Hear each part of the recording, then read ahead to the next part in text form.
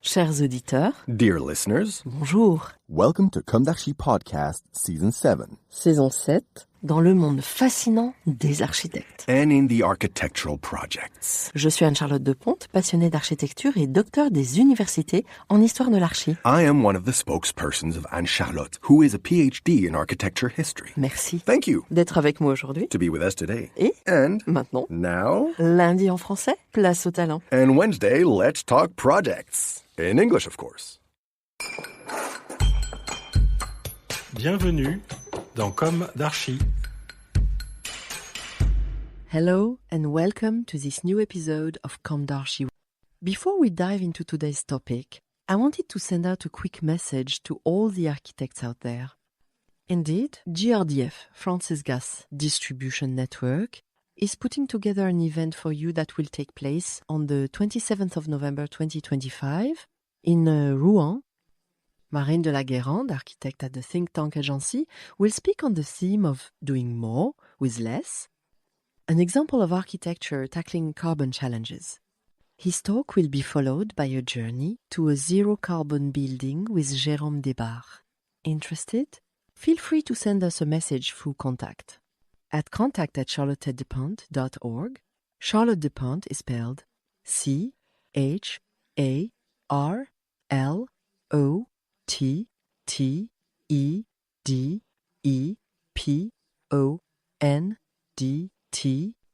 an event for architects. So then, architects, who are you really? A question I've been asking in many different ways since 2017, the year Comme d'Archi was born. If, as Christine Lecomte points out on France Inter in 2024, in Who Invented the Job of Architect, the practice goes back thousands of years, and Imhotep might not actually be the first architect in history, at least in the way we define it today. And as for the project reference, since the built heritage doesn't go back that far, let's come back to our own neck of the woods, at the Neolithic farm of Fnaps of Howard on the island of Papa Westray in the Orkney archipelago up in northern Scotland.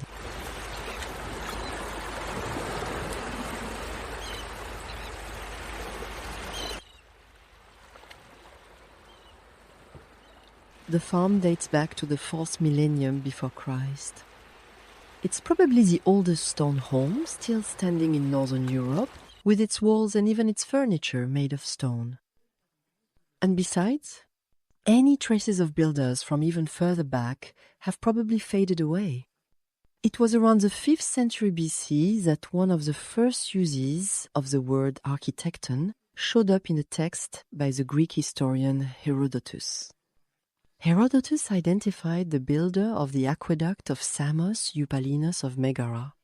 The earliest known use in French goes back to 1404 in the form architecture in prose work by Christine de Pisan.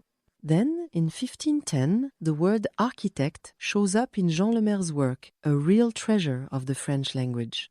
In the Netherlands and Flanders, the word architect shows up with Peter Cook van Helst in the first Dutch book on architecture, back in 1539. It wasn't until 1563 that the first use in English showed up in the very first architecture treatise written in English by John Shute. End of quote. From the origins to the 20th century by the Belgian Architects Union UPA, BUA, published on the website in the Professions History section.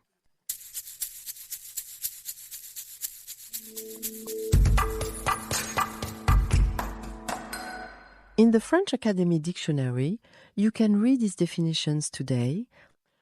Architect, masculine noun, 16th century, borrowed from the Latin architectus, from the Greek architekton, made up of archi, which means, quote, chief or leader, and tekton, quote, carpenter or builder, and followed by this note, people authorized to design and oversee the construction of buildings of all kinds, as well as entire urban developments.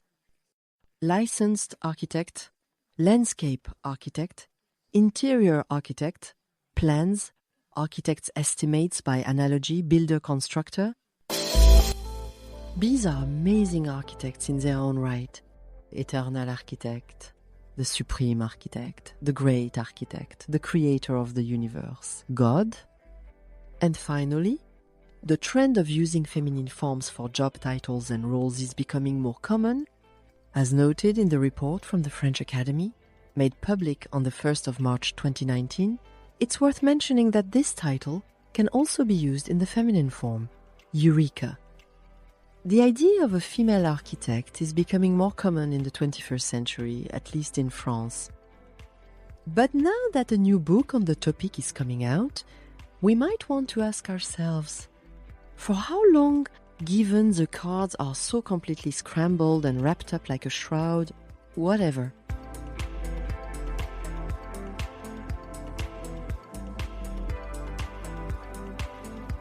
Do you remember the first time you came across that name, as far back as you can think? Feel free to send me your stories about this and to listen to and re-listen to my interviews where I ask architects what inspired their calling. Well, for me, probably like you, I don't really remember exactly when. I've really been into it from the start. Finally, I really want to share with you my take on the profession and how it's evolved in our times through this story that's kind of little of my own.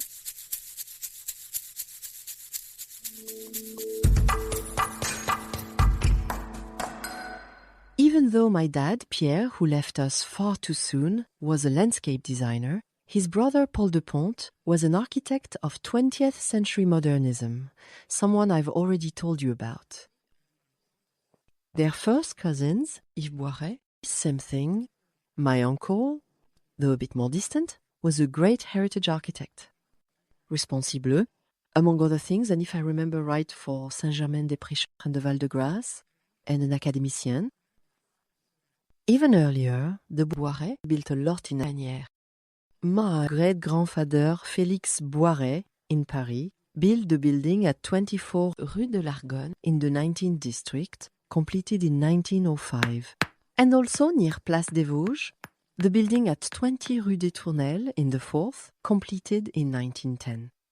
Those famous buildings with their cut stone facades, blending the Haussmann style with the spirit of the emerging Art Nouveau. And in that paternal branch, there are the Lacroix, which include Norman architects. So probably my ear got used pretty early to that word, architect, which, when I was a kid, it had a ring to it and was pretty much a guy's job. My childhood friend's dad was an architect too. He was my professor at the Nantes School of Fine Arts. Later on, my internship mentors, interior architects, were all men. Lionel Bureau and Jean-Yves Sussin in Nantes, before I ended up in Cergy-Pontoise at my uncle Paul's agency, an architect from the second half of the 20th century, who I'd say was an heir to the international style, very meticulous, from one of the last graduating classes under Mies van der Rohe at Illinois Tech in Chicago, PhD from Harvard in 1957.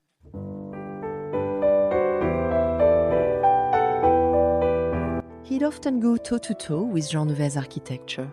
It really made me wonder, maybe he was just a bit jealous of the success of this rising star from the next generation. Anyway, it really got on his nerves. Still, you just can't deny the incredible talent of Jean Nouvel, the most famous French architect. Maybe we should wonder how people got access to projects back then? Based on those image competitions, Mitterrand's reign, our former socialist president, more of a monarch than him, you couldn't find. Seriously? Go back and read Laurence Cosset's famous book about Grande Arche. Before you check out its movie adaptation, The Stranger of the Grande Arche, hitting theaters in early November 2025. Actually, I was invited to the premiere these days, but my mom is living her final moments this fall of 2025. And as her only caregiver and daughter, I have to be by her side first, no matter what. I'll catch this movie in theaters later, surrounded by everyone. That said, thanks for the invite. I was truly honored, and maybe I'll come back to this topic. Death is just part of life. That death lurking around. And right as I'm jotting down this little note to you, I find out on LinkedIn about the passing of architect Henri Ciriani on the 3rd of October 2025. Penned by Julien Bargeton, president of the French City of Architecture and Heritage, who's writing about this major figure in French architecture. He taught at Paris Unit 7, then at Paris Unit 8, where he started the UNO group. He shared his vision of an architecture that's thoughtful, precise, and full of emotion. To several generations of architects who felt right at home in a neo-modern movement, standing in contrast to postmodernism, a passionate advocate for architecture that helps people live better, Henri Ciriani leaves behind a rich, well-crafted body of work fueled by deep convictions. End quote. And here we are, in this little ramble of mine, finally my own. We're brushing up against several generations of architects who've come one after the other. From my ancestor Félix Boiret, rooted in the everyday fabric of urban life in Île-de-France, to the towering global figure of Jean Nouvel, we go from the late 19th century all the way to today. And I wonder what's ahead for this profession at a time when artificial floods our thoughts, drowning them. Condemn it? The architect, however, is the one who safeguards our shelters. From shelter to monuments, it's about living in between what's called historic architecture, a node to ornamentation. And modern architecture, stripped of all frills, the common thread is the discipline embodied by the architect. Every discipline follows rules.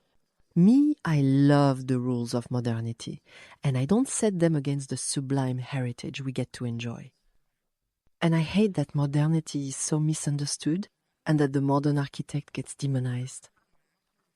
Besides, this modernity wasn't exclusive to the political left. That's what folks on the right, those with no real architectural culture, and who stop at the facade and the cornice pushed by a few poor fishermen turned developers, really ought to learn. I said it with the best of intentions.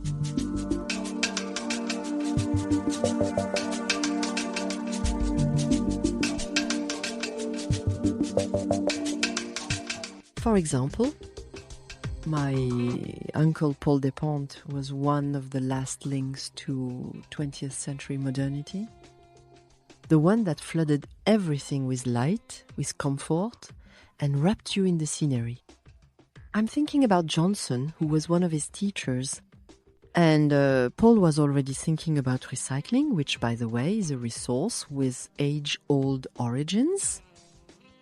My uncle wasn't a fan of the Mitterrand era, when most architects wandered around dressed in that famous black outfit.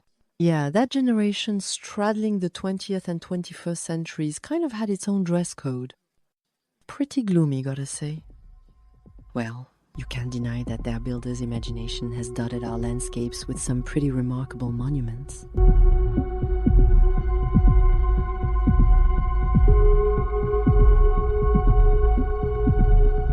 It was the reign of the Archistar and their benchmark, meaning the benchmark set by the famous Guggenheim in Bilbao. A good intention twisted and worn out by the contest rules. But should the architect only be concerned with the monument? Is it really a win to have given in on ordinary ground? Of course not. Could it be that spirit, dressed head to toe in black, that's leading us into this deadly journey we're living? A shortcut that might seem surprising, even unlikely, and yet is worth questioning for what it symbolizes. And hey, I'm not pointing fingers. I was the first one to dress all in black, to admire those gorgeous images from the Archi competitions back when communication was just starting to take off, while still keeping in mind the limits of it all.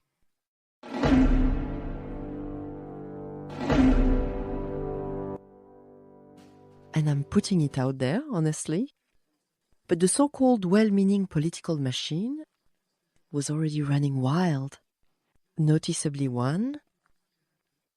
And today, how do we slow down this trend and its fallout, where everything's gone way too far? What our kids went through, echoing in the name of wild creativity, this other side of the creative world, virtual this time, zombies roaming through imaginary cities turned into no man's lands, where mindless, rotting hordes tear into humans, devouring flesh and bone. Did the virtual destruction start right here?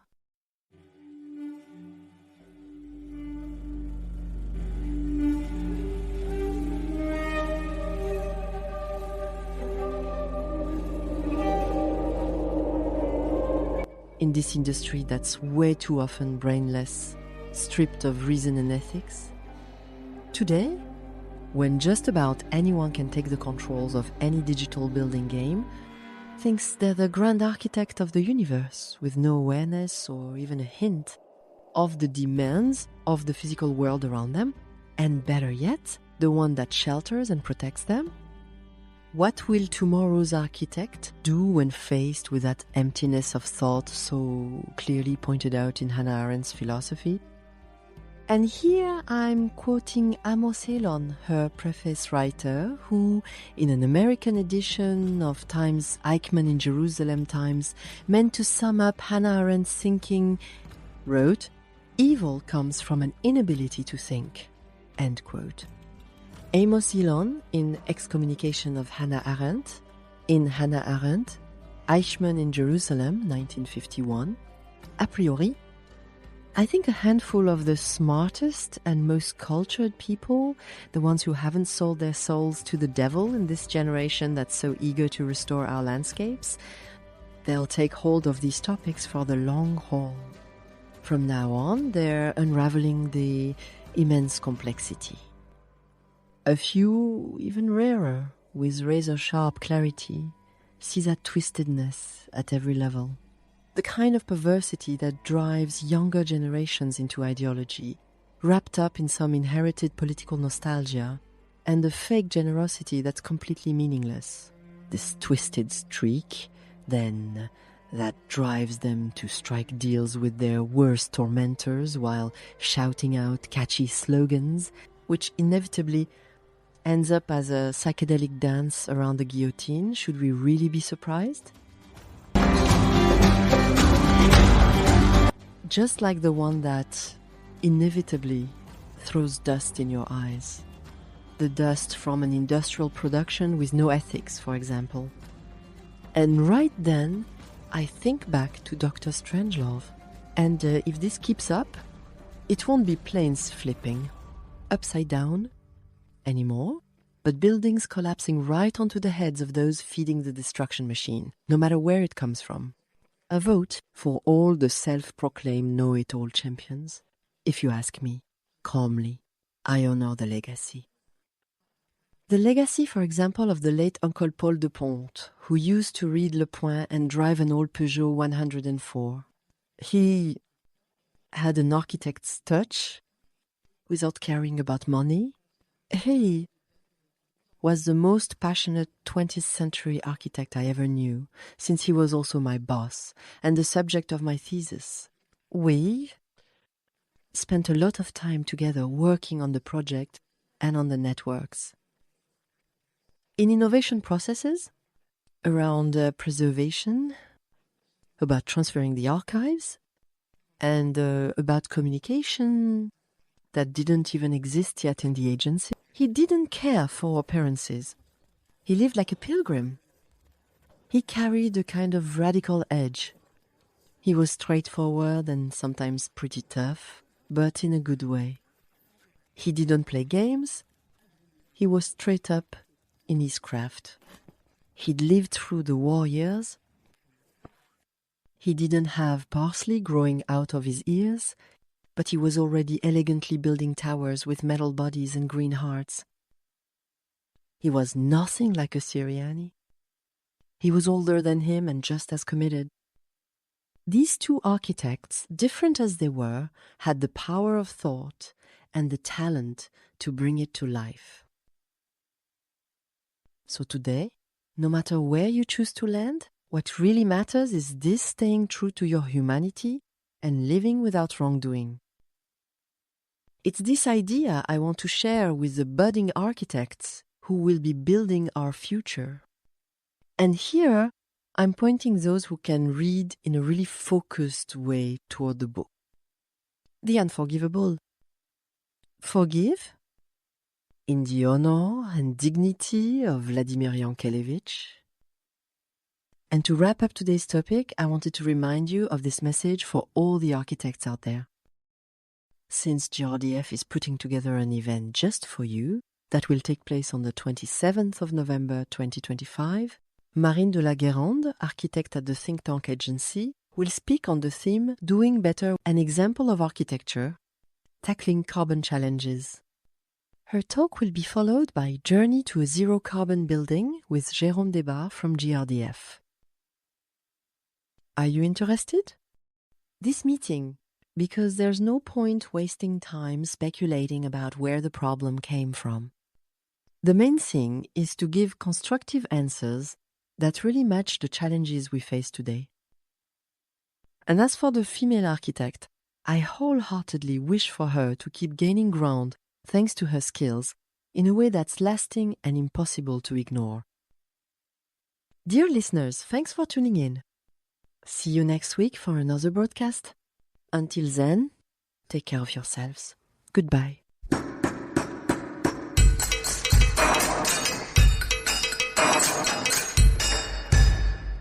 Thank you for listening. Don't forget to tune in to our previous content on Instagram at Comme d'Archi Podcast. If you like it, make sure to promote the podcast by giving it 5 stars on Apple Podcast and adding a comment, or on any of your favorite podcast platforms. And don't forget to subscribe and listen to all of our episodes for free. See you soon, and until then, take care of yourself.